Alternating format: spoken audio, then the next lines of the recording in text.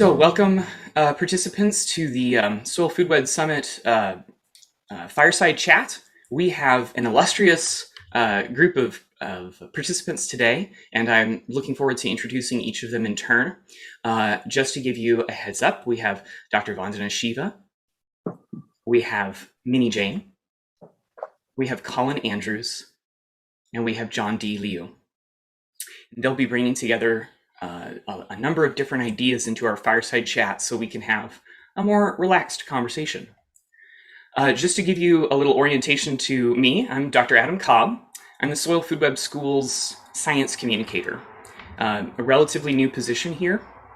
But since 2008, I've been really cultivating as much of a broad view of agriculture as I can.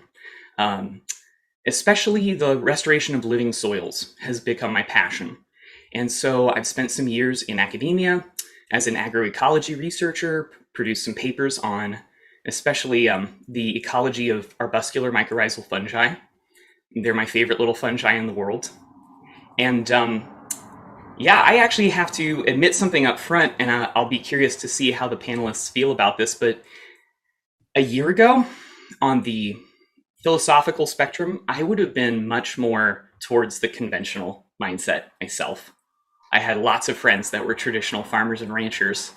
And it's really through my participation in the Soil Food Web School that I've begun to see, sold out for the idea that the only possible path for the future is a regenerative path, and that we need to move away from the conventional paradigms. But that's enough about me.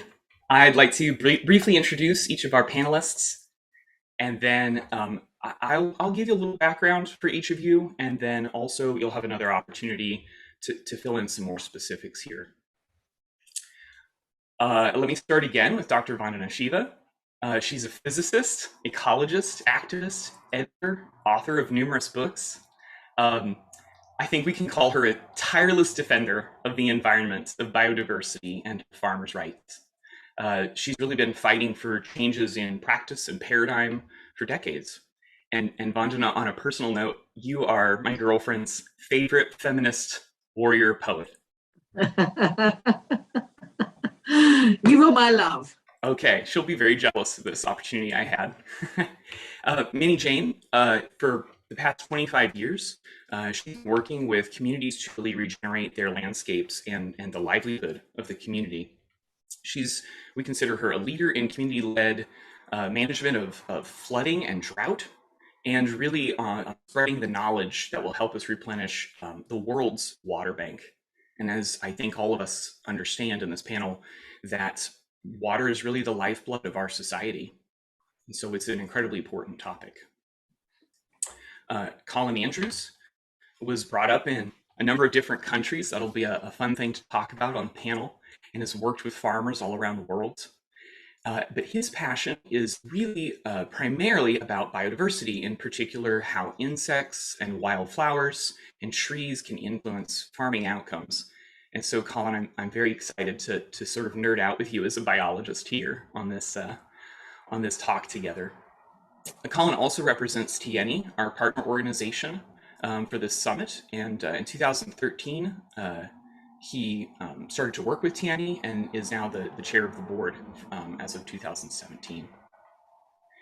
And last but not least, I'd like to introduce John D. Liu, who has been working across the media landscape for years and years, but really started to study ecology in the mid-90s. And over the years, he's produced, directed, written, presented numerous films all across the world. And again, on a personal note, John, I have to mention that your documentary Green Gold, I came across that in 2018 or 2016, and I have made hundreds of undergraduate students watch it and write reports on it. So thank you for that amazing opportunity to highlight these very important ideas. So the point of our discussion here is to really work around the theme of the farming for the future. And I just want to have us sort of discuss what that means, get a chance to hear each other's stories. And I want to go back through the order that we used before and give each of you maybe 3 minutes to introduce yourselves and and tell us about how your work supports farming for the future. So, Vandana, would you be willing to go first for us? For sure. So, my academic and training began in physics, and I did my PhD on the foundations of quantum theory, particularly on non-locality and non-separation, which is the nature of life. But 84 is when I really started to look at agriculture, when the state where I had studied and done my MSc honors in particle physics erupted in violence. It's the most prosperous state of India. And this is where I didn't know then that something called the Green Revolution had been introduced, which is just a very misleading name for chemical industrial agriculture. I have a whole book on this. I won't take too much time. But I wrote that book to understand how could a Nobel Peace Prize be given for something that left bloodshed. 30,000 people were killed. And I was just trying to understand that and got into what had happened with chemical farming, the roots of chemical farming, the imposition of the Green Revolution, and just made a commitment at the end of it that I will search for non-violent ways of farming. And in the process then, of course, found out about Albert Howard, who had come to India in 1905 to improve Indian agriculture, but then became the ambassador of organic farming after having learned. He said, I'll make the Indian peasant my professor because this is the best farming I can do. And then I wanted to understand why America got, it worked and why isn't it working in India? And I read Wendell Berry. And I realized exactly what was happening to India had happened in America.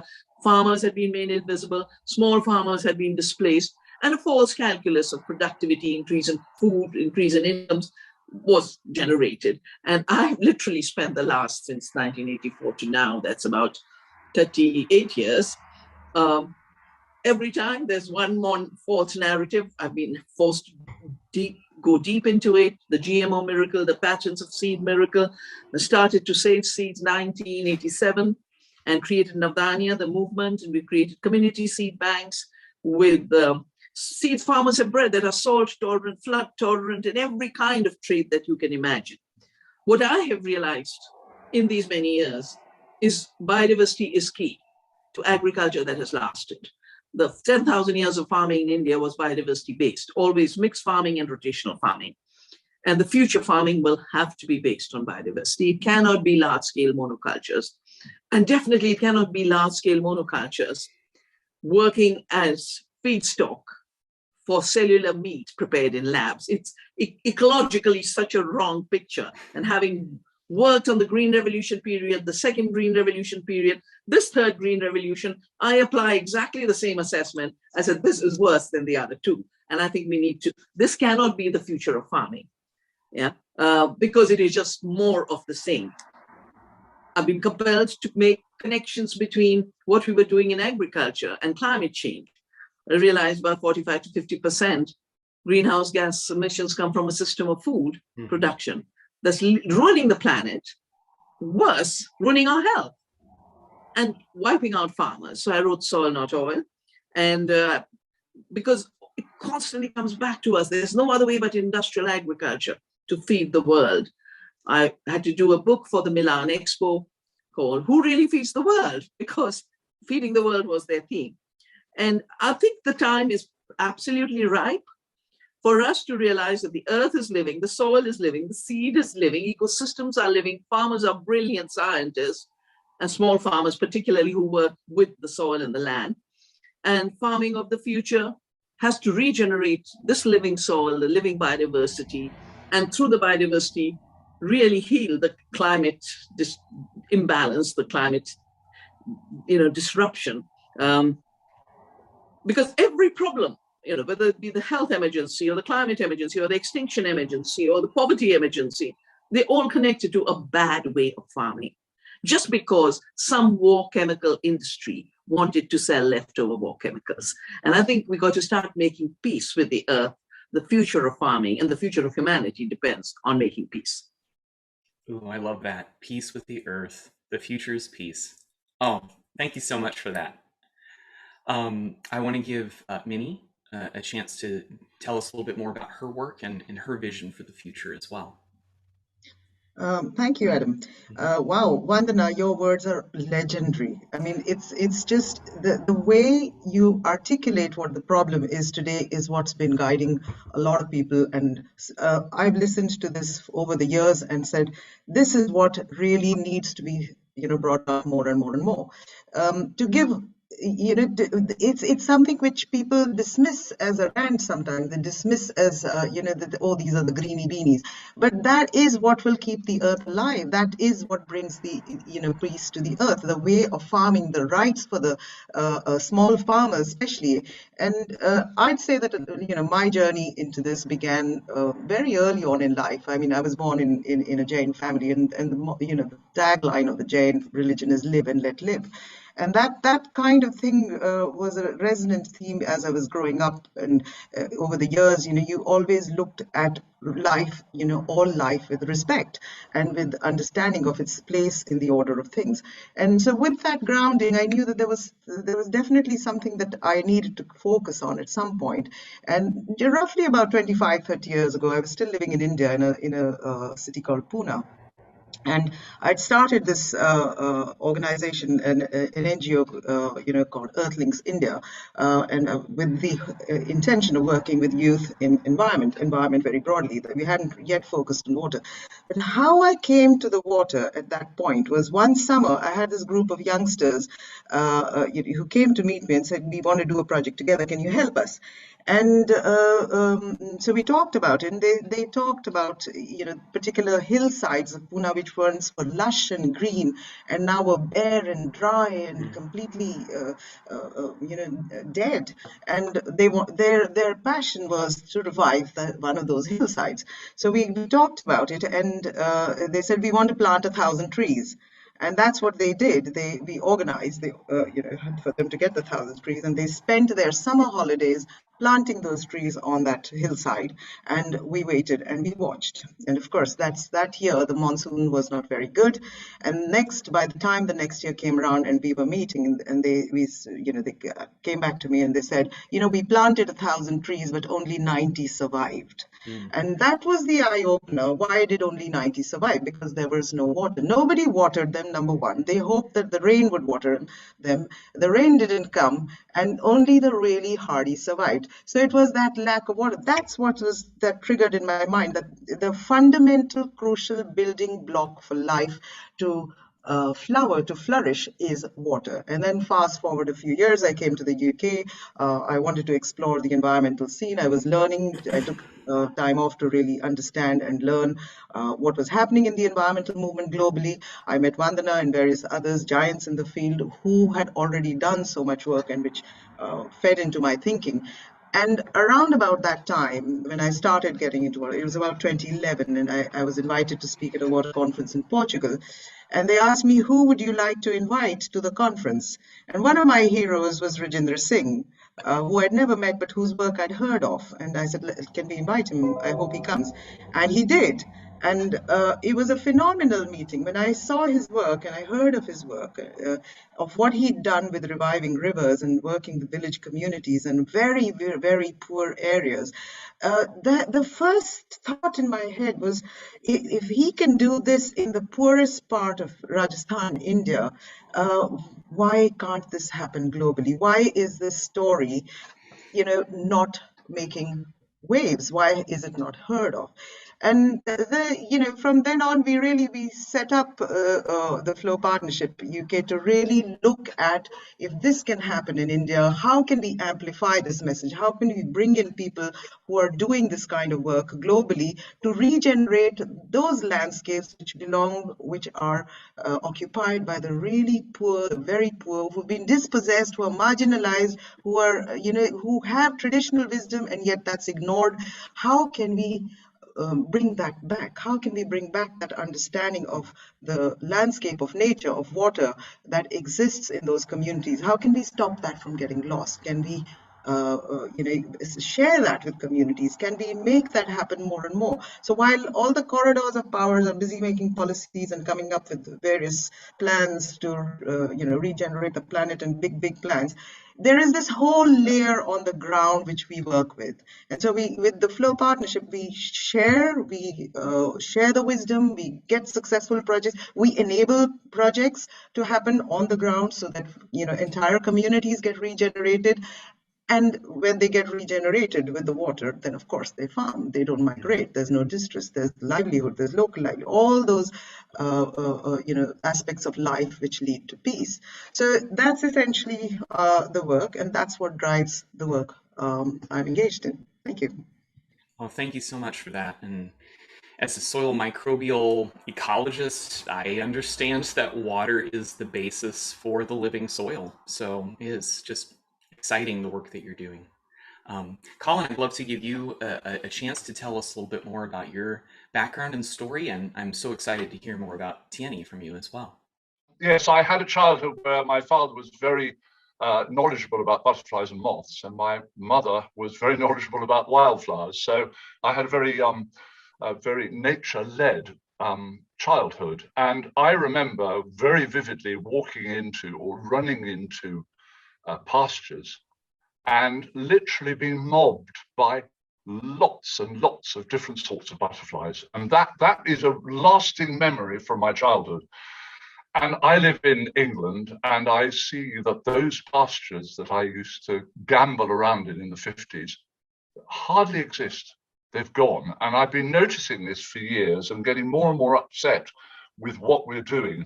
But it's only in the last 10 years that I've realized what it was that we were doing.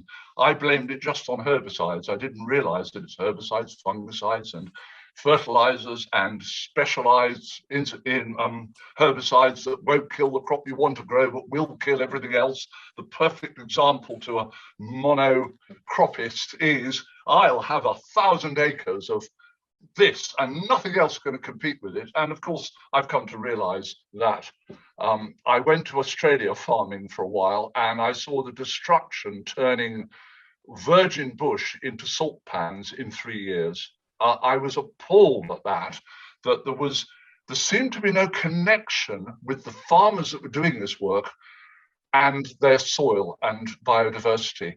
They weren't farmers. They were large agro-businesses set up in the city with venture capital finance, with no responsibility for or knowledge of any sort of biodiversity. That seemed to be the problem. They weren't doing it to be nasty. They only had one decider of success, which was the bottom line. And it was like that the land was free and they could do whatever they liked to it. So then I got to Malawi in 2011, and I met this farmer in a field. He said, look, I've been taught this deep bed method way. And I said, I'd love to come and see it. And I walked down the farm and I spent 2 hours with him. And at the end, I asked him this question. I said, why isn't this all over Malawi? This is absolute common sense. And he says, I don't know. How would you do that? And I joined Tieni soon afterwards when there were 38 farmers being trained. And I've spent what I thought would be 3 hours a week, but actually it's turned out to well over 40 hours a week in progressing it forward. And one of the key things links directly to what Minni said earlier, which is there seems to be no knowledge that underneath the soil that's walked on or hoed every year, there is a hard pan. And the fundamental problem with Malawi's soils, which the FAA found out in 1997, is an underlying level of hard pan going down to about 30 centimeters. And what I saw was just forested slopes turned to barren soil with huge gullies through it.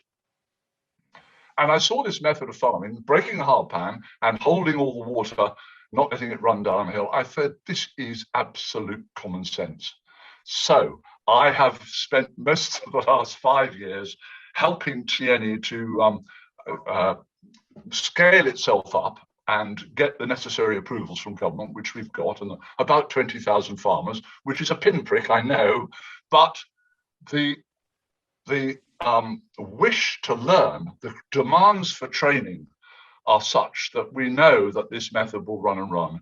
And in these recent rains, the Tieni deep bed farms do not shed any water that lands from the sky off their land. It all lands and percolates. And that, to me, is the fundamental first stage of catchment management, is right up on the top, on the plains, long before you get into the valleys, the water is put into the subsoil and the top aquifer. So, sorry, I've probably gone on too long.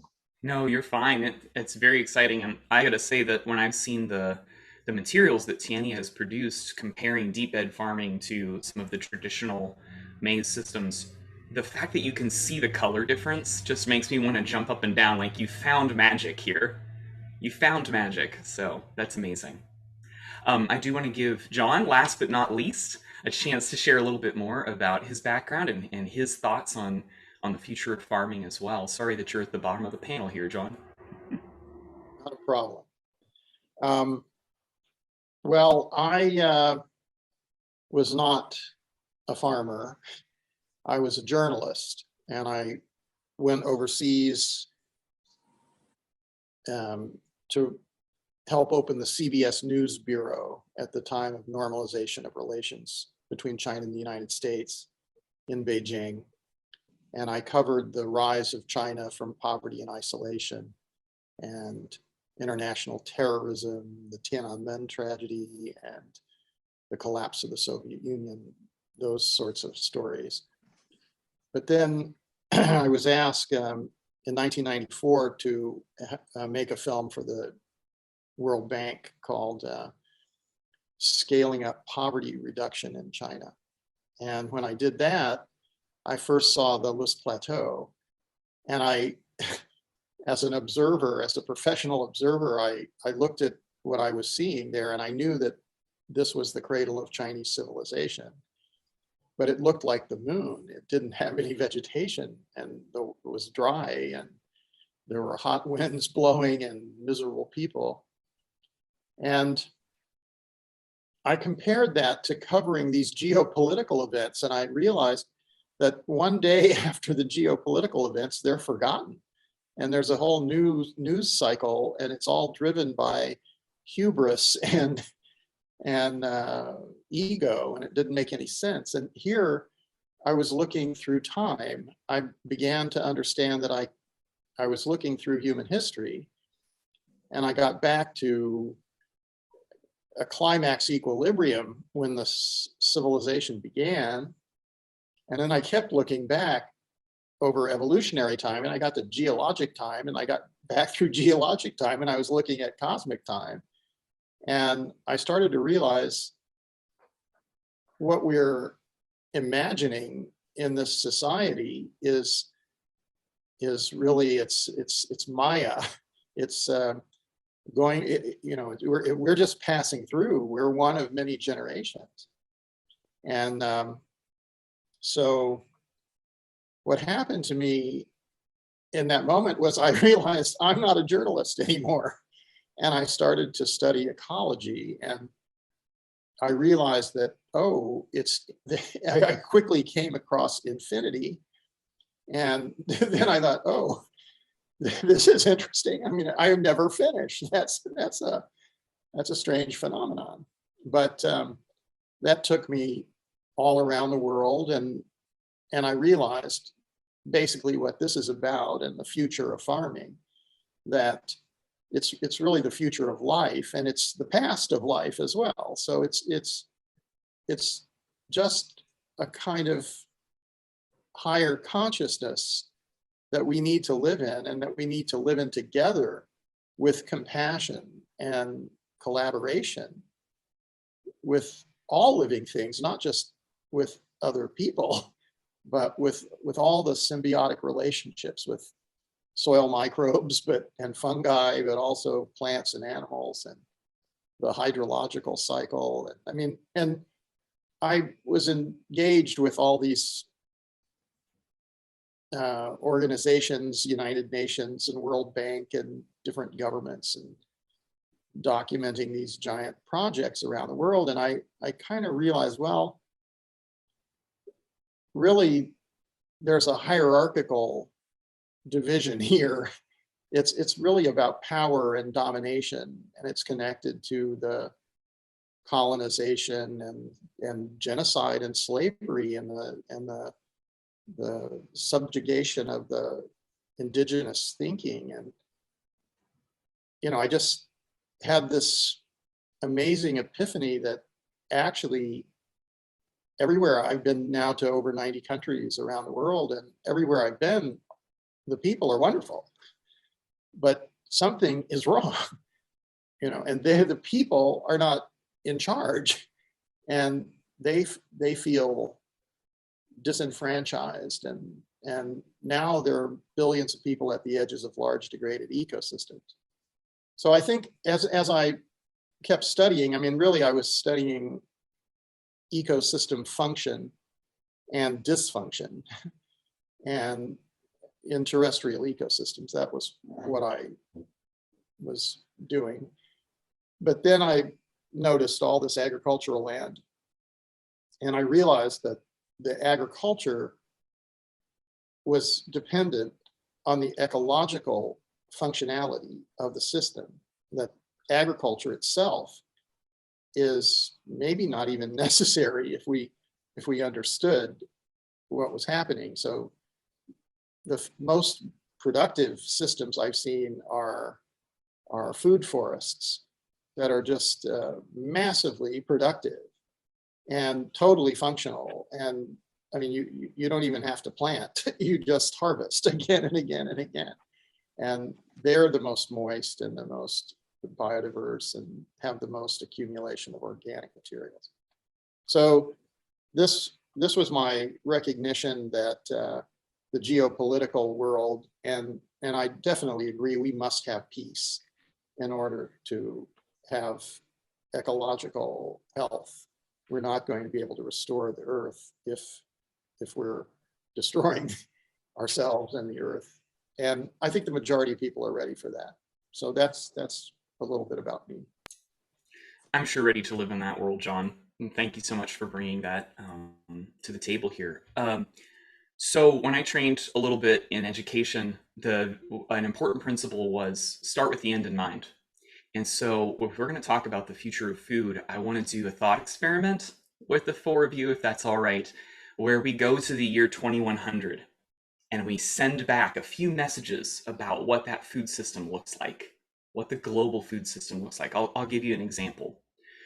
From what I've studied and researched, I really believe that by the year 2100, the way that we breed crops will be almost entirely focused on the word John brought up, symbiosis. That we'll be selecting the next generation of each of our plants for its ability to partner effectively with microbes in the soil. And instead of filtering crop breeding through heavy input systems so that the plants reduce their reliance over time on microbes, that we're going to find ways to increase their reliance, the synergy between microbes and plants. And so that's a message I would send back from the future, that system is coming, that world is coming. So I wonder if I could get any volunteers from the group on what will the world look like in the year 2100 if we do this right.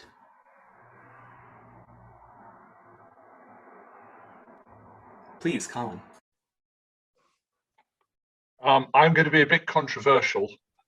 I'm actually going to say, who's going to win the war? Will it be political powers and financially backed mega businesses, or will it be, and I'm sorry to put it in this way, the people? And which answer really is going to depend on how the people behave over the next 10 to 20 years. What I would like to see by 2100 is that monocropping is illegal, pretty much, that farming is done by farmers, it's not done by business, that we accept the fact that technology is not necessarily the answer to everything. Sometimes we need to be a bit more humble and treat nature as it is. I would like to see the size of farms come down in size. And as a result of that, the borders between those farms hopefully be hedgerows and woodlands so that we get that all-important biodiversity. These are wishes. My fear is that big business and politics, who are inextricably entwined, and I'm not a communist, but it was enough to make me a communist to see what's happening behind our backs or in front of our noses. If my fear is that they will win, and then when the earth is too bad to live in, they'll hop on a plane with their billions of dollars and fly off to Venus or wherever. So I'm sorry to be a bit negative, but no doubt I'll be shot down on that. That's the best I can do for 2100. I am worried, I have to say. I think that's completely valid. Thank you for sharing that. We have to know what we're up against. Jane, or sorry, Minnie? Colin, I would say don't worry. The bigger the monolith, the harder the fall, and they're definitely falling. There's definitely a movement afoot that talks about regeneration, about peace, about harmony, about the small system, about working with nature rather than against it. And even if it's not visible beyond a few well-known faces, but there is a whole movement. There are people who are fed up of that, and you can't poison the earth infinitely. You cannot. You can already see in the breakdown of systems. So if we can't do it, the earth is going to make these giant monoliths fall. And so for me, the 2100 message would be ditch chemical fertilizers completely. Go to natural farming. It's successful. We've seen it in farms. We've got farms here in the UK, which from completely chemically abused field to sequestering 60 tons of carbon per year, 13 hectare farm. You've got farms which are, may not be as small, but are much bigger, 2,000 hectare farms that are sequestering 48 tons of carbon per year. I mean, if you want an argument that can you have nature-based systems that actually work and are scalable and you don't need fertilizers, it's here. The movement is already here and the proof is here. And, if you look at the news, you Google, you find a lot of these big companies are now busy using the word, they've got onto the bus, regenerative, let's do this, let's do that. But they will be forced to. If nothing else, they will be forced to actually recognize that you cannot poison the earth infinitely, that you have to work with nature for nature to give its abundance back to you. Oh, thank you so much. I love the word abundance.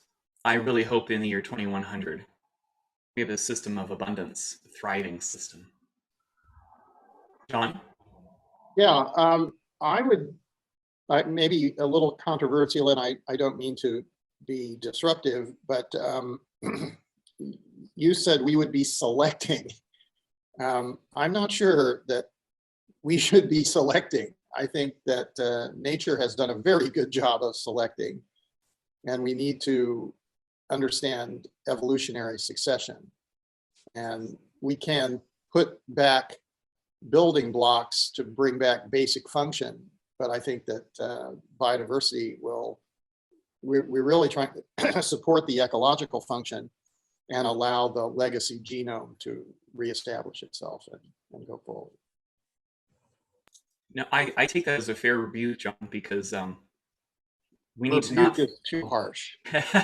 Well, I need to always be reminded that the current system that's built on the commodities of 5-6 crops, right? The massive amount of production, that we have to ditch that way of thinking and have nutrient-dense, diverse diets built on what people's own sovereign culture tells them they want to eat, and trust in that wisdom. So the point is well taken.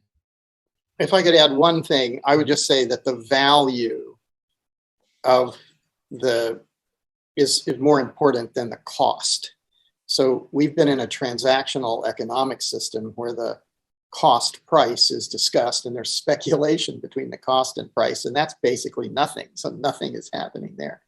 And then if we look at what's real value, then if we get to that understanding, 2021 will be a lovely time.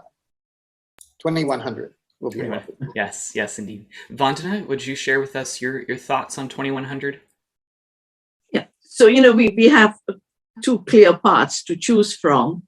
One is the failed path that in 20 years of the Green Revolution had wiped out the most prosperous part of India and the world, land of 5 rivers. and could make that land run out of water, could create a cancer train, because of the poisons being used. And the GMOs failed in 10 years. So the hyper industrialization of the fourth industrial revolution, where they're imagining biotech and genetic engineering and fintech and big tech all coming together to have a massive one agriculture across the world, one monoculture across the world, 2 or 3 commodities feeding labs. I think on the rate at which that paradigm has failed, I would imagine by 2030, it won't even have relevance. So the only systems that will be available in the year 2100 will be systems that are biodiverse. And my work has shown that because of the falsehood of yield per acre, where it was made to look like we use less land to produce more food, actually it was an expansive agriculture that has to invade the Amazon, has to invade the Indonesian farms and just chop down every tree everywhere. That very, very expansionist system, a very imperialist system of agriculture, once we go into the biodiverse intensive system, suddenly your farms are like forests, as John was saying. Yeah. As Indian farms used to be, my father, forester, used to tell me there were more trees on the farms of Uttar Pradesh, which is the way he served, than in the forests of Uttar Pradesh. So, there've been so many false categories of forests and farms can't go together. Yeah, the wild and the domesticated can't go together. And these are all colonizing categories. And we've got to go beyond these dualisms and really make as Harvard wrote in his book, Agriculture Testament, the farms of India and the farms of China have mimicked the forest. And that's why they have lasted so long. And the 2 principles are diversity and law of return. You just don't keep taking, you give back all the time. So my vision and my practice, that's what I do. And I feel so happy that just like with Rajendra and the regeneration of water, with our efforts in Navdanya, the regeneration of biodiversity has created totally prosperous communities with abundance. And the best was during this horrible COVID lockdown time, when we finally met. The women would stand up and say, no one in our area had COVID.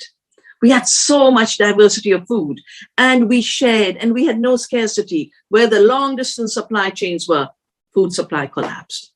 Where the local systems were thriving, there was no lack and everyone shared. So I really see the world by the year 2100 as a beautiful, regenerated, forested planet with gardens everywhere in cities and on terraces. And all farms will have to be like gardens, like our farms in India are, and we are fighting to keep them that way. Okay, listening to that just made my heart skip a beat. I love this vision of the worlds that you've laid out. To transition us a little bit, so we've definitely identified as a group that there are practices and principles from the conventional systems that are incompatible with a regenerative future. I'm curious if we could find a few examples of ways that in the next 10 to 20 years, we can sell regenerative agriculture as a concept, or we can bring that as a concept to people who are really steeped, like I was a year ago, in conventional thinking. So how do we convert someone's thinking towards regenerative agriculture by looking for compatibilities? Compatibilities between what? The current way that farming is happening and the regenerative movement. How do we bring a principle or a practice to the conventional system? An example might be reducing tillage, which has become more common across conventional systems, which really was built out of some of the principles of regenerative indigenous practice. I'd like to comment on that. Mm-hmm. What is conventional for you is the imposed for us. Yeah, we are still a regenerative culture of small farms, small pockets of chemical farming, but the spirit of the farmer is in depth. That's why for 14 months our farmers could be on the roads to refuse to be forced into a globalized supply chain system. Yeah, they said we feed. We feed this country by taking care of Mother Earth. That was their slogan. And you cannot force us away from the land. You cannot uproot us as small farmers to become laborers and serfs and slaves on large agribusiness farms. We refused to do that. It was really a 14-month strike for regeneration. And we need to look more closely at that. But all the big farms have been created by appropriation of small farms, by the subsidy structures, by the false pricing, by monopolies. Actually, industrial farming works on subsidies. It doesn't work on a true economy at all. Take out the subsidies, all those farms will collapse. Yeah. In Europe, half of the tax money of European goes for CAP, for a bad agriculture. The US, most of the money that's made by farmers is subsidy systems. It's not through the production. And in fact, subsidies for ethanol and subsidies for animal feed that is shifting the use of food and diverting food away. And, and that's why more GMO corn and more GMO soya. So when you talk of compatibility, I worked with two very big landlords, one in France and one in Brazil. And they realized these principles that to work with the earth, you have to work on a scale where you can care for the earth and you can love the earth. And therefore, small is the only viable scale. And both of these extremely successful regenerative farms have just decided to be a network of small farms. And how we create that is really part of the challenge of how we undo 500 years of colonialism, which was about land grab. In my country, 1793, one stroke of a pen by Lord Cornwallis took the land away from Indian peasants and made them pay rent for the land that was theirs. That's why we became poor. $45 trillion transferred. The United States, the North America, 90% of the land grabbed. No, all of the land grabbed, 90% of the people exterminated. So what you call conventional is really a residual effect of the dysfunctional system that John talked about, of 500 years of colonialism and 200 years of the fossil age, of 100 years of oil. In agriculture, the mechanization is really only a short 100 years. Chemicalization is even less. So all we have to do is correct that error. That's it. Yeah. And I think the movements for decolonization are very, very strong. In agriculture, the regenerative movement is really a movement of deindustrialization. Everything we assume to be inevitable in an industrial system starts to appear as what it is. A displacement of farmers, violence to the earth, and the production of bad, rotten food. We can definitely do better. And compatibility means be compatible with the earth, be compatible with a small farm operation, and then the shifts start to happen. Well, if you would allow me to try to paraphrase, I thought of this idea when I was listening to you that there can be no synthesis or symbiosis with injustice. If our movement is to be a movement that includes justice, then we cannot look for the middle ground with people who are practicing unjust systems. Yeah, Adam, I don't think we have to artificially create symbiosis, justice. Systems that work according to the laws of the earth, systems that work according to biodiversity, systems that work on regeneration, systems that give dignity to the hand tilling. Those systems by themselves are fair and just. It's when that is interfered in by subsidizing the machines and now talking about farming without farmers, but that's Monsanto and Mr. Gates' favorite phrase, farming without farmers. Well, that is the ultimate injustice, an idea of expendability of the caretakers and custodians of the land. Now, that is a tragedy we have to avoid. Absolutely. Colin, I think I saw your hand. You did, yes, I lifted my hand. There's two different stories here, but they're exactly what we've been talking about, Vandana's been talking about. The first is in UK. Obviously, we've got the worst biodiversity in Europe. I think that's well documented, and that's the dig for victory after the last war, realizing we couldn't feed the whole country, so we got rid of the hedgerows and all the other things. And when I was a child, I was a geographer. I was always keen on geography. And if you looked at a map of every single town in Britain, round the edges of the towns, you would see crisscrosses. They denoted market gardens. You look at the maps now, there are none. None. Now, where I am in Ringwood, there was a population then of about 8,000. It's now 13,000 people. I grew up with 7 market gardens around that town. I worked in 3 of them myself, either picking Brussels sprouts or picking tomatoes. They've all gone. And they've gone not because big farmers have assembled land together. They've gone because the supermarket value chains have made it just not possible to compete. So there's one example. And yet now, recently, there's what's called CSA in Britain, which is called Community Supported Agriculture. I'm sure you've heard of it. And we've opened our first one in Ringwood. I negotiated 4 acres from a farmer. He's making virtually no money doing the horrible chemical method. We've left it fallow for a year. It's now no dig, 4 acres, growing vegetables and fruit in Ringwood for the people of Ringwood. And we've already got community members coming up, signing up for the year. I'm only partially involved in that. And there are over 200 around the country. So I see that as a fight back. But I wanted to give you the other half, what's happening in Malawi. Because people in the cities are going out to farmers, offering them money to buy their land, and then paying them a wage to work it. And I've even seen articles, is this the end of the smallholder farmer? And for me, and I think this echoes what Vandana says, the smallholder farmer is the very rootstock of farming. That's, if you've got lots of people with 2.5 acres of land they're farming, inevitably you can't have monocropping because they've got their needs and the next farm has, and you've got a matrix of different crops planted at different times with borders between them, with a bit of agroforestry and fallow areas and everything. And yet we've got people in the city with money thinking, oh, this is a good investment, I'm going to buy that land.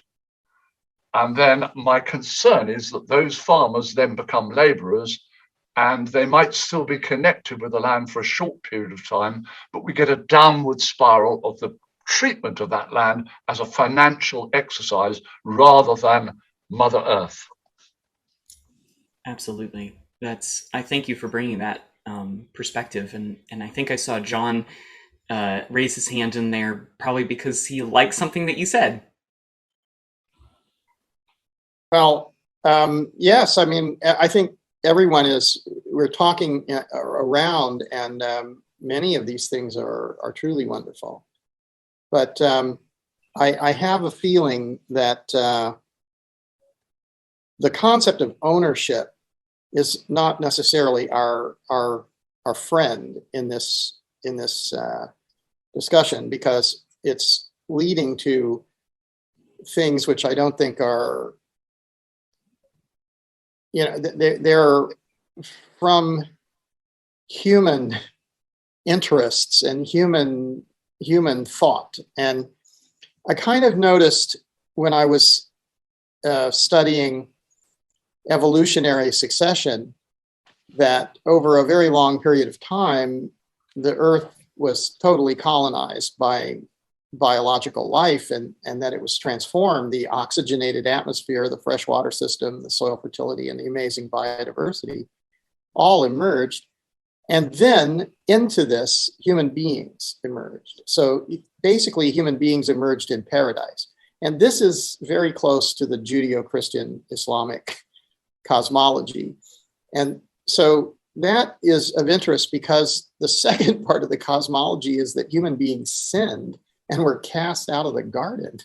And so if I look at that, okay, I get the part about human beings emerging in paradise, but the sinning and being expelled from the garden looks like we need to analyze what that means.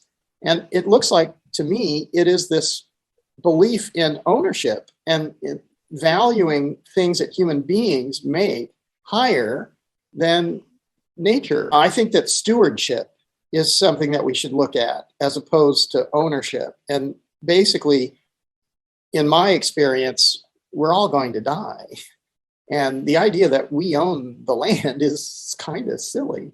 So, if we're going to give up our bodies, and we're walking on the pedosphere, we're walking on the bodies of all life since the beginning of time. Why would we imagine that we own that? We're part of that, but we're just passing through. The interesting thing about humanity is the ability to have consciousness and the ability to have language, and somehow to basically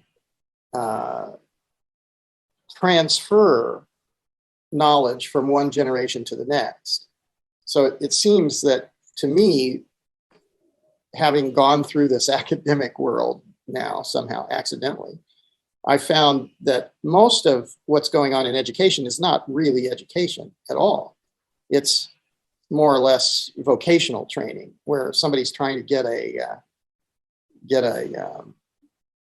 certification so they can have a job. But I think what we need to do if we're being educated at this particular time, we have a totally different task, which is to massively increase the sum of human knowledge so that we can encompass and understand the multidimensional symbiotic relationships that are so massively complex that we can never control them. We can never even fully understand them. We can only marvel at that this exists.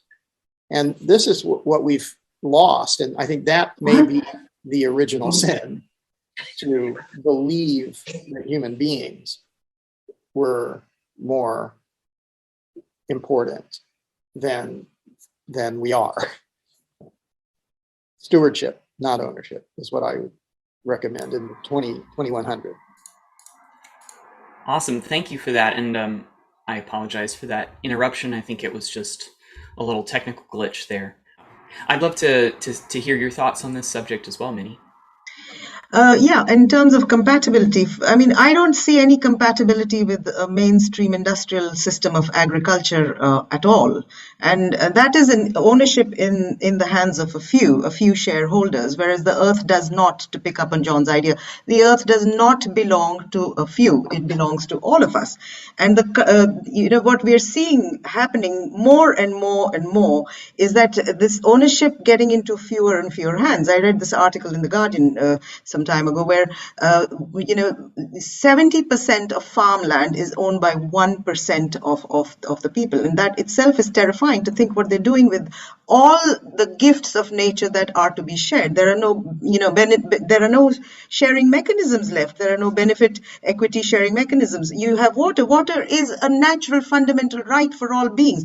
How can you privatize it? It's appalling that water it's in the hands of private companies for profit. So if you don't have money, are they not going to give you water to drink? Are you condemned to die? The small farmers, if you don't have water on your land, are they condemned not to farm? So this kind of ownership, I completely disagree with. It isn't. It's that. It's a mindset that has come out of capitalism. It's a mindset that has come out of profiteering, of making money for a few. How can you make money from life? I mean, then that's a system that encourages, it does not recognize the common humanity that we have, the common good that these goods provide. So I'm afraid I don't think there's any compatibility between mainstream industrial agriculture and what we are advocating: regenerative, small, local, people doing it for the love of what they do, and of course making a good livelihood out of it, and providing healthy food and a healthy life.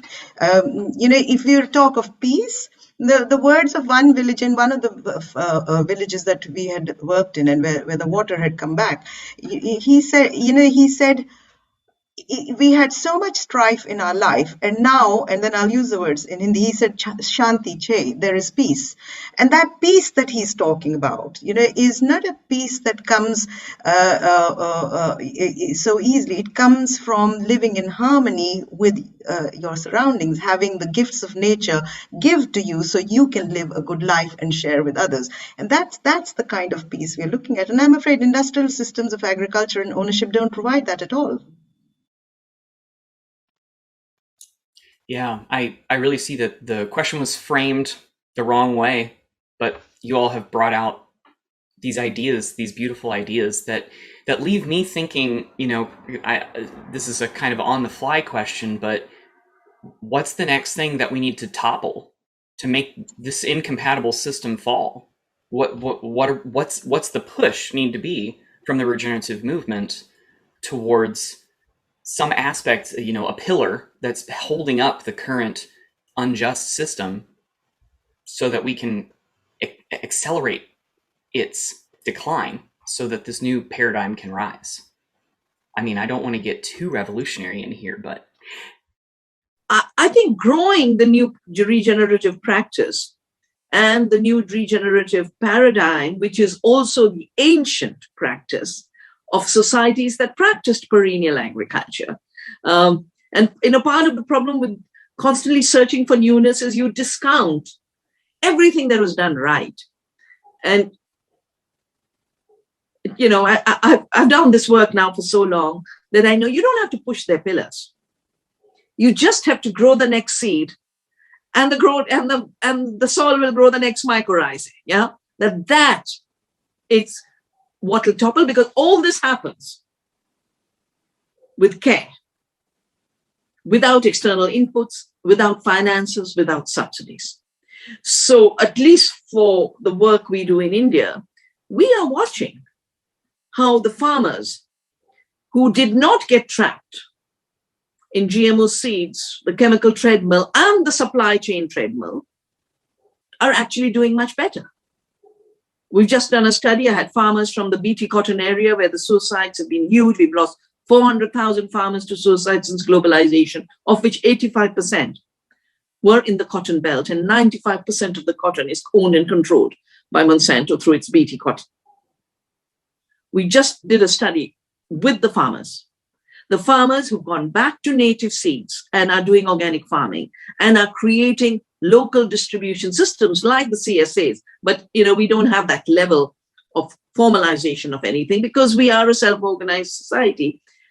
The farmers who are doing the regeneration of their economy, the soil, their seed, earning twice as much as the ones who are chasing the money and the market, because the money and the market is an extractive system that takes away from them.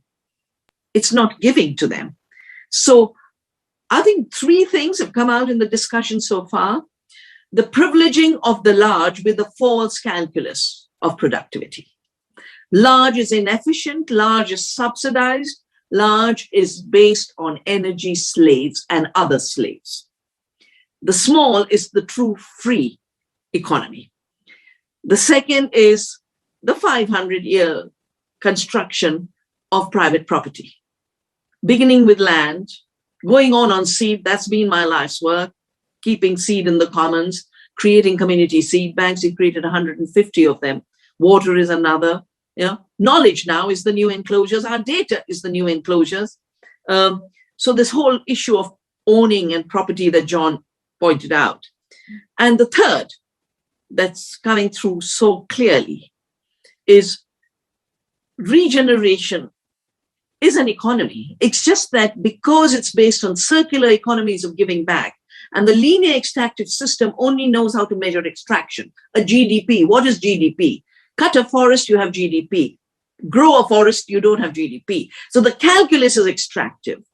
And therefore, we need to create a new understanding in the modern mind that is in the indigenous mind and the ancient mind, that things work in cycles. Life works in cycles. There is no linear system. There's no monoculture in the world, in the natural world, and there is no linear system in that world. So if we can, like I said, these are 500 years of violent, bad thinking that has led to injustice and colonization. And if you just look at human history and look at the existing societies and cultures, 60,000 years of farming by Aboriginal people, Australia, 10,000 in China, India, 40 centuries is what King wrote about. Amazon, 10,000 years they've been farming in the Amazon. It's not just a forest, it was a farm, but not the industrial farm that's destroying it. So I think these constructions have created the illusions that have become addictive. And as John said, our education is now turning out people waiting to get a job, not people to grow a wonderful society and flourishing ecosystems. And that's the reason we started at Napani and Earth University with my dear friend Satish, pushing me to say, start a Schumacher-like school, which is where I first met Minnie at Schumacher College. That we need another education, an education where we learn from nature, where we learn from peasants, where we learn from indigenous people, where we learn from women. And that has to be the future. Oh, thank you so much for that. I know I saw John raise a hand and Minnie, so I think, John, you might have gotten in there just a couple seconds earlier. I'd love to give you a chance to share what you want. See? Okay. Well, I think that Vandana said it very well. And I think that we have to recognize that transformation and transition are not exactly the same thing. But we need to be very careful. I would say it's as an old journalist covering massive geopolitical events, I would say this is a treacherous time in human history right now. And so what we need to do is to do practical steps to make this work. And I see a very big difference in the developing world, in Africa, South America, Central America, India, parts of Southeast Asia, etc.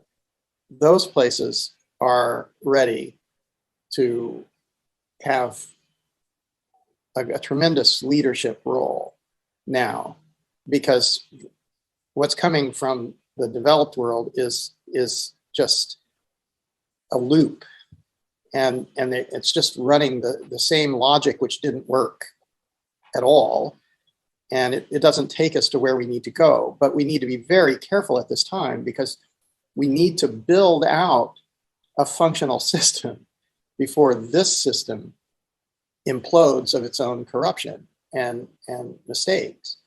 So one of the things that I've been thinking about, having come to America and been trapped by COVID, I was surprised at how fragile the society and the economy is in the United States.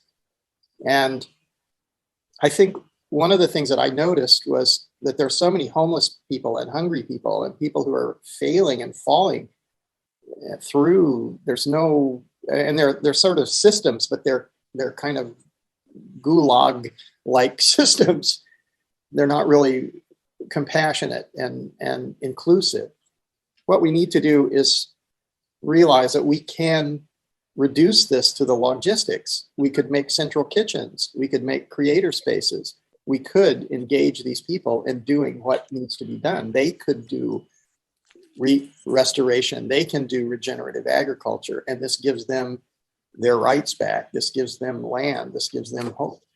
And I think this also takes care of the biggest problems, and it starts to grow a system of equality and a system where everyone is included in doing what needs to be done. So we don't really have a theoretical problem. We have a physical problem. And if we address it physically by feeding all the people and by getting into a lighthearted state where we are compassionate and peaceful, we're in much better shape than while the rest of the world is agonizing about things which, it's surrealistic what's going on now. And I think we can, in local places, and if that spreads out like a tsunami over the whole earth and everybody's happy and taking care of each other, and the earth, then actually then you're ready for the existing systems to collapse. Oh, thank you for that. That's a great turning of my question, and it reveals to me this bias, probably from my scientific training, that I tend to think revolution happens when we change methods. But I hear what you're saying, the wisdom that you and Vandana brought to the table is transformation happens when we awaken the human heart to change. And I love that. I believe that. That's great. Minnie, I didn't want to neglect the chance to let you share what you were thinking on this. Yeah, I would love to build on what both. I completely agree with what both Vandana and John have just said. That transformation happens when the human heart awakens, and we have to not fall into this extractive loop of different schemes and mechanisms to make regeneration happen, or the earth become in organic farming. You have to do it with a consciousness, being awake to what is possible, what is our place within this whole system. The sacred, we've lost the sense of the sacred completely. Modernity has completely broken that touch, that connection with the sacred that we had. It was, like a friend of mine used these words, he said it was epitomized by all the sacred sites across landscapes, which communities bowed to, which they had respect for. There was love, respect, affection for nature, for the sacred. That's gone. What have we got in its place? We've got degraded landscapes. We've got factories where temples once stood. So what are we going to worship? So in a sense, the awakening begins with us, that we reawaken what it means to be a part of nature, of the sacred value of nature, of our sacred space in it. And until we do that, until that consciousness starts to rise within us, we'll always be in the mindset of how much more can we get? How much more money can we make? Even with regenerative agriculture and farming, it is how much can we scale up so it can feed so many people, so it can be so, you can make so much money out of it, and we can tell the conventional guys, look, you can make money out of this. So you can have those endless discussions, but you can also make the world you want by starting with that awakening to the sacredness of nature. Beautiful. The sacredness of nature. I love it. I often tell people that as a scientist, I feel like that I try to actually worship nature by understanding what it does. And I want to give Colin a chance to respond to this as well. So, little comment. If we go to Malawi, which is one of the poorest countries in the world, the things they haven't lost are their agricultural communities, which certainly in UK we have lost, and I'm sure in the United States a lot. As the farms have got bigger, the communities have disappeared. The young have gone to the cities. In Malawi, we have a real opportunity. The first thing is there's no one. The current legal system there is that you have traditional rights and then you have government rights, but the tradition takes precedence. So it is the chief of that village who decides whether a land can be transferred. If someone's not using their land, it can be transferred to someone else. No money is allowed to change hands. So that's quite a mature system.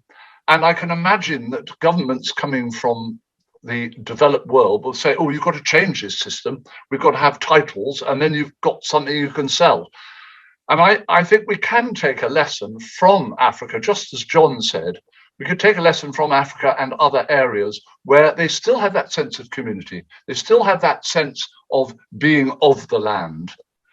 And that's maybe where we can start, because there's no question they can double or treble their production if they get rid of fertilizers and they start farming intelligently, i.e. nature, led by nature. And I think there's real hope, whereas people look at Africa and they talk about it as a basket case, but it's got real value there, in values that we've thrown away. Oh, absolutely. Actually, I had the opportunity once to get within 20 kilometers of Malawi, visiting a friend in Zambia. So I've been able to work with some of the farmers in that area, and I agree. Their community, the primacy of the social connection is so powerful, so powerful. I wanted to infuse a little bit of a discussion of hopeful things, like highlight around the world. And I think I would like to ask specifically if there's something related to water conservation. Maybe we can start with Minnie, that, or any other example from communities around the world where you see a hopeful example rising up, something that comes to your mind. But especially water has been a real big concern of mine lately as I look around the world. And so I don't want to put you on the spot, Minnie, but if you I'm okay, please. Yeah, very happy to. It's a passion. So when you talk of water, and you talk of community water systems, you talk of water bodies that are there for community use, especially in India, where I've had the opportunity to do work with Rajendra and others. And often water bodies are located on common land, and that is a benefit sharing mechanism which allows everybody to take from that water, everybody to share the water, not just humans, but animals and flora and fauna as well. And that's a system, I think, which we are seeing. It seems to be that is going away more and more from the rest of the world. It's becoming, my water body on my land, and only I can use it. And if you don't have, I'm damn sorry. Especially in the United States, water is privatized to such an extent that they've even managed to put a value on the rain that falls on your land. You're not allowed to collect it. I've heard of stories like that. So if we understand water as a common good, and communities then can share that, then you understand the value of interconnectedness. You understand what it means to live an interconnected life. Water gives life. Everything is connected to water. When you can understand that, then you understand what your life, the community life, the life that your connection to the country, to the planet, to the universe. So it's crucial that when we look at systems that give us life, especially water, that they should be free. Air is free. Why are we allowing others to privatize it and pollute it for us? Water is free. Why has it been put in, a lock behind doors and locked, and communities who live next door are unable to take what is rightfully theirs? So I say that if we really want to move beyond this current mindset, what is free should be made free. Communities should have access to clean water. They should not be made to pay for what is rightfully theirs. However, of course, it shouldn't be in a row. There should be a sense of responsibility along with this. You don't just get the water; you have to look after the water. So in the work that we do with communities, there is a sense of self-responsibility with self-reliance that comes together. You don't just get the water for free. You get the water because you worked to make sure that the water is there in your community. There is a sense of ownership. You own the responsibility of looking after the water for you and your community. And that kind of thinking generates that understanding of your interconnectedness with the web of life.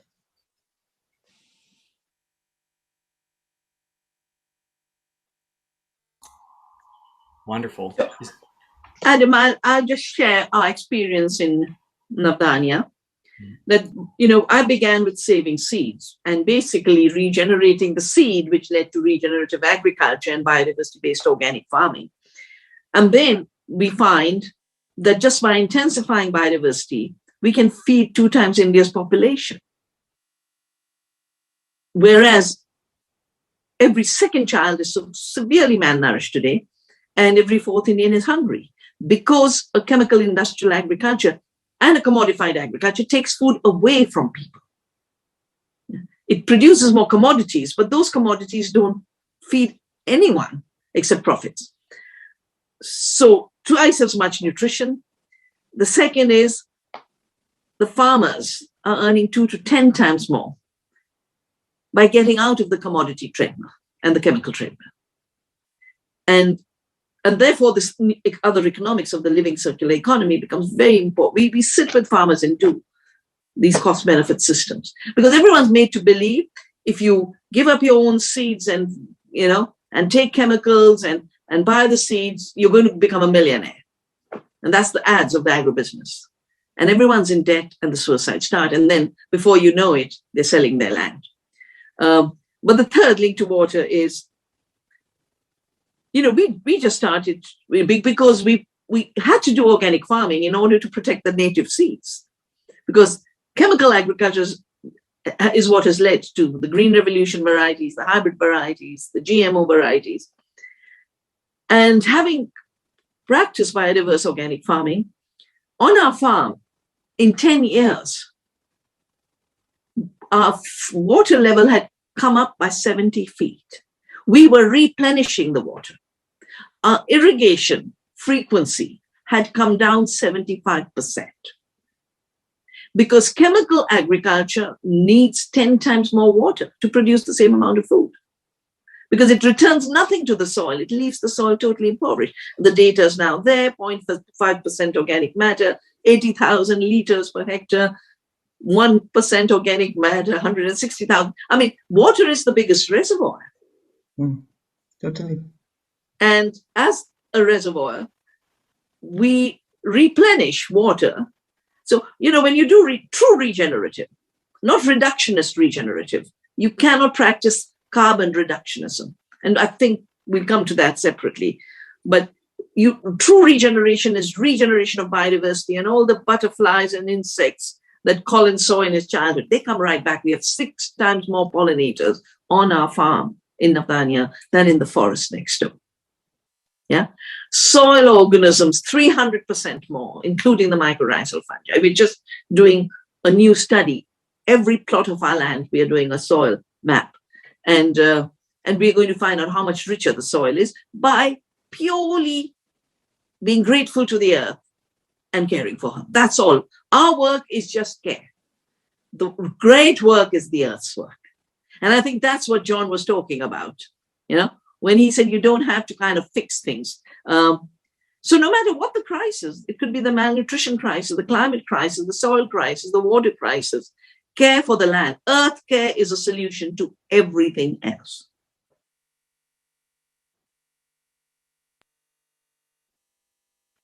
John, please share your thoughts. Okay, I was just reminded of something that happened when I went to Rwanda. I've been to Rwanda a number of times now, and there's decades, more than 15 years of data now from restoration in Rwanda, so that's kind of interesting. But when I first went there, it was sort of 10 years after the genocide, and I had only volunteers from different places that had come to work with me. And as we were going around the country, we went to a memorial, and the memorial for the genocide victims was so devastating. It was a Catholic school, church and school, and someone had decided that the best way to memorialize this was to make plaster casts of the bodies and put these casts where they died. And when I took these young volunteers in, and we, I thought, oh, well, I can't put this on television, first of all. And second, they were turned into butter pats. They melted and were unable to function anymore. And so I said, well, we have to go back. We're done. We're finished. This is too devastating. We're finished. And we got back in the Jeeps and we're driving to Kigali. And I heard the sound of water. And I said, please stop. And then everybody said, no, we have to go. And I said, no, please stop. And so when the Jeep stopped, I walked across a small grass area to the jungle. And they had cut back 3 meters or 4 meters, 5 meters from the road. And then there's just jungle. And so you had to separate the jungle. And I could hear the sound of water. So I separated and crawled through there, and I crawled further in, and I arrived in a place where there was a obviously ancient waterfall that was coming down and hitting lava, volcanic rocks, and it had created a perfect bowl from the eons of water hitting the volcanic rock. And as I stepped into the area, thousands of butterflies flew up into the sky, and there was this enormous smell of orchids, and there are beautiful orchids surrounding this place. And I just was stunned, and I realized just a few miles down the road was hell. And the expression of human wretchedness and disgusting behavior and brutality. And I realized actually heaven and hell are in the same place. It's the choice. We have free will. Let's choose this way and go with the butterflies and the waterfalls and the orchids and nature. So I thought I'd add that story. Lovely. I often say the very best of humans is truly wonderful. Unfortunately, the very worst of humans is completely disgusting. And we are a mix of those two, every one of us.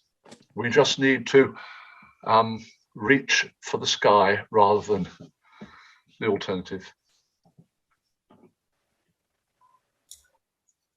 That's wow. I'm just sitting there kind of playing this imaginary scenario out in my head. It sounds lovely, John. Thanks for sharing that.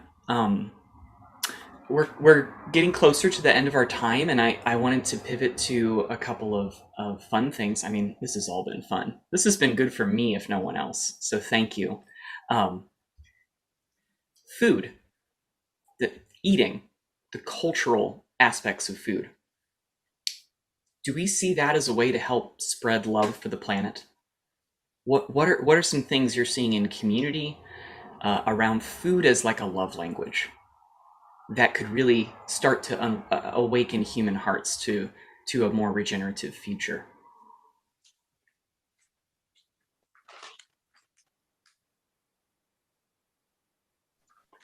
Well, I'll start with a very light comment, which is this.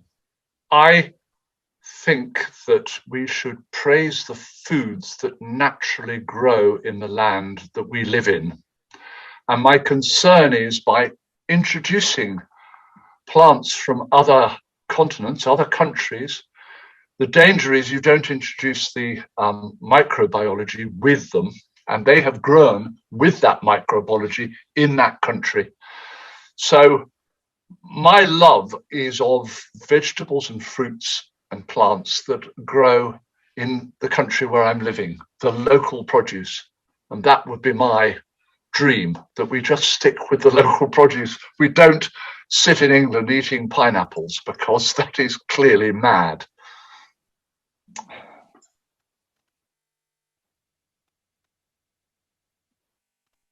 Please, Minnie. So, of course, food is a fundamental, crucial part of our life. And I always say the route to a friend's heart is through their stomach. So, and it's such a pleasure that if you have some of those wonderful local foods that if one has access to make a good meal and invite your friends around to share the meal with you, the heart fills, the eyes fill, and the stomach, and there is the love that is shared through the food, through good food grown with health of the friend you've invited, the health of yourself, and the health of the planet in mind.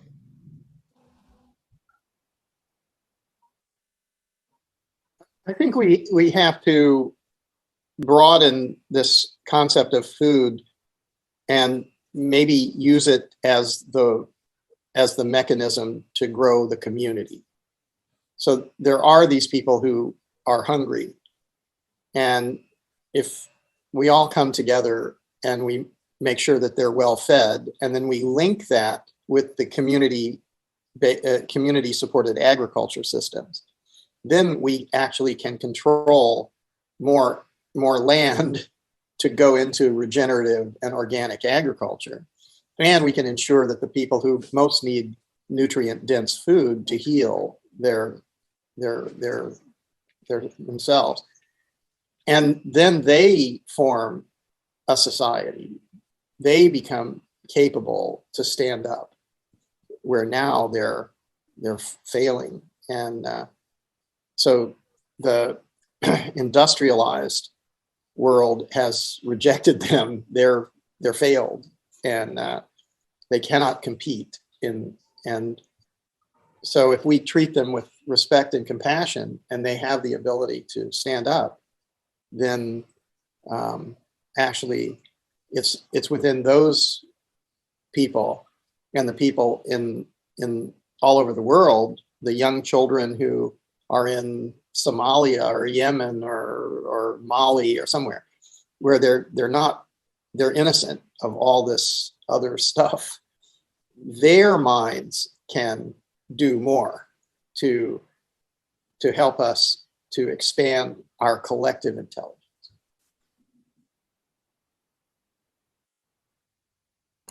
The power of local food, as Colin brought, and the power of local minds. I love it. Vandana, did I see you reach for a book that you wanted to share a little? Yes, yes. Yeah, because what I've learned over these many years, working on ecology and nutrition cycles and water cycles, that at the end of the day, the nutrition cycle is a food cycle. And it connects us to the soil and the pollinators, the plants, and the beauty of our gut microbiome. Yeah. So for me, food is the currency of life, and it is the currency of well-being. And that's where the love for the earth and love for our health and love for all life on earth, it's expressed. And I think part of what's happened is in this reductionist separation all the time. You separate the farmer from the eater, and then you tell the eater, you got to get rid of the farmer so that you can have cheaper food. And then you tell the farmer that you had to import so that the eater could have food. And they're constantly playing off categories all the time. And the local is where honesty, growing up in India, with Gandhi's teachings, there is no difference between truth and nonviolence. They're the same. And love for life is about being nonviolent to life, and therefore food that is nonviolent, from the way we produce it, to the way we process it, to the way we distribute it, to the way we eat it. And diversity, again, is what connects us. So to keep that love for food alive is the real food that Colin talked about, grown by real farmers. And like 30 years ago, I was woken up to the seed, and I started to save the seed because the Monsantos wanted to genetically engineer and own and patent the seed. And I said, no, that's not on. We've got to save the seed. Well, where does big tech want money from? Technically, food. Inside Silicon Valley's mission to change what we eat. Bill Gates is the biggest farmland owner of America. Gates is the biggest investor in fake food, fake breast milk, fake fish, fake chicken, fake meat, fake this, fake that. And I think this world of dishonesty in food will be a catastrophe. And therefore our love for food, for real food, for good food, for diverse food, for local food, we have to spread that love. And I do believe that it cuts across classes.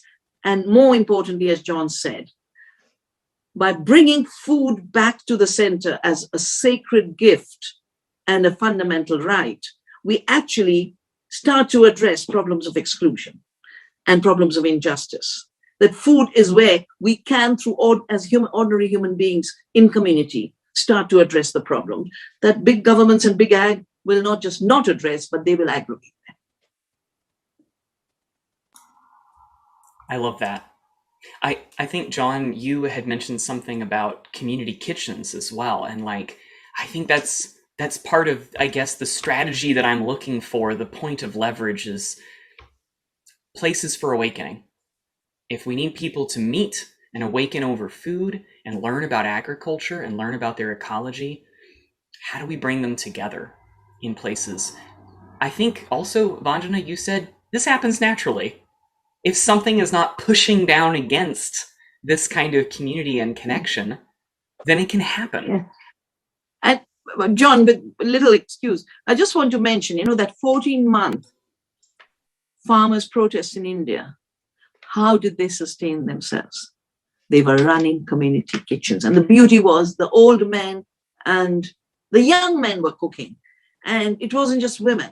And it was the Dalits and the Muslims were cooking together. All divisions that had been artificially imposed in society collapsed around the community kitchens.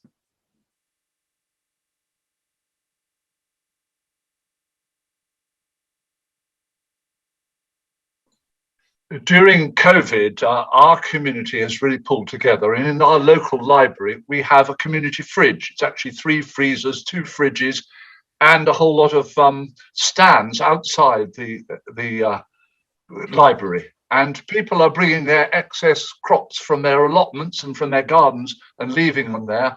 And we're taking food from that supermarkets and shops think is best before and can't be sold, and we're collecting it. And now it's become a huge community get together. Every day they turn up, there's queues of people turning, and they're all saying, and they're chatting to people they haven't chatted to before. So it's just a very small example of what John's talked about and what Minnie talked about then, and Vandana. So it's nice to see it happening in our local community, so much so that our local MP has got very interested in it, because there's photo opportunities, presumably, but we must influence our politicians. Surely that's part of our job, is to get the politicians to follow our votes, not the other way around.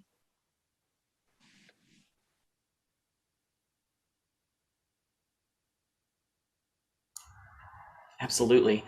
So I just want to open this up here as we're nearing the end of our time together. And I want to thank you all again for what you shared, and just brilliant ideas and words that have been brought to the table. Does anyone have a final piece that they want to share, something that's come up, or connections between what each of you are doing that have been kind of striking? I know that's a nebulous question, but I just want to give an opportunity. Mm-hmm. I think because, being at the beginning of the regeneration movement, when we created the Regeneration International, and I've seen how part of it is going deeper and part of it is getting shallower. And a large part of it is getting reduced to carbon and carbon reductionism. And, and we are being reduced. Instead of farmers growing life and growing health and growing food and growing love, farmers are being reduced to being offsets for the polluters. And the big financial system that has ripped off the planet is already, as they call it the plumbing for net zero. Net zero is we'll keep polluting, but we'll take your land now for carbon offsets. So I believe that the deep potential of regeneration is everything the earth gives us, and to allow it to flower and flourish, and not turn it into yet another conditionality on small farmers who will be wiped out if they become part of a carbon certification system run by Mr. Gates, which is what he's already preparing. Then real farming will disappear. And the glyphosates will be there, and the pesticides will be there, and the GMO soya will be there, and then the carbon will be getting measured. So let's take the fullness of life of regenerative agriculture and let that grow in all its fullness. And of course, as a byproduct, there will be more carbon. Now, on our farm, we have 100% more carbon. But that cannot be the only reductionist measure of good farming and farming of the future. Farming of the future has to be growing life. I couldn't agree more. Farming of the future has to ditch carbon trading.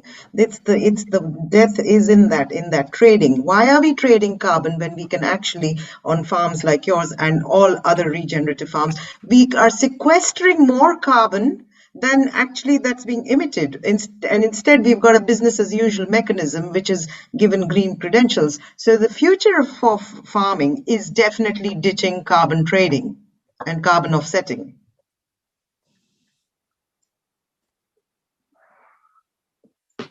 Well, I would also agree that carbon is a symptom, and we don't cure the disease by treating the symptom. We have to figure out what's actually wrong. And ecological function has, the people who are doing the carbon trading concept, they're discussing ecological services.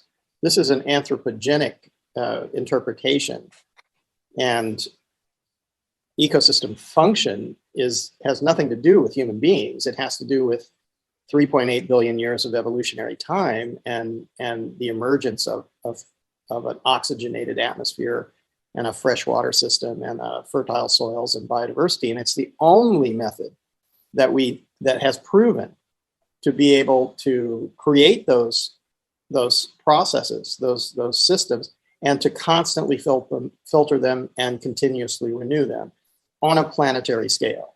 And it is ridiculous to talk about industrialized replacement of ecosystems with some sort of machines. The scale, the energy, the complexity, it's impossible. It's just fundamentally impossible. So any involvement in that kind of thinking, the carbon discussions, I saw them beginning in 1997 with the Kyoto Protocol. And we've lost decades in this. And it's further centralized power to those. The people who wanted to do the carbon trading, they didn't know anything about ecology. They knew all about controlling money and controlling other people. And that was their goal. And they succeeded tremendously in this. But it doesn't help to mitigate or adapt to climate change or regulate extreme and erratic weather events or restore the hydrological cycle. So, this is pointless. We have to look at the totality of what's happening, and we have to realize that it's connected to each of us individually and to all of us collectively. And we have to have an intelligence that can analyze and understand this, and that can transmit this understanding to the next generation of people, because we're leaving the scene. And we're not going to finish this task, but what we do is going to determine the outcome. So we have a tremendous responsibility. And thank you very much for having me on today's discussion. It was an absolute pleasure to be here. Thank you, everyone.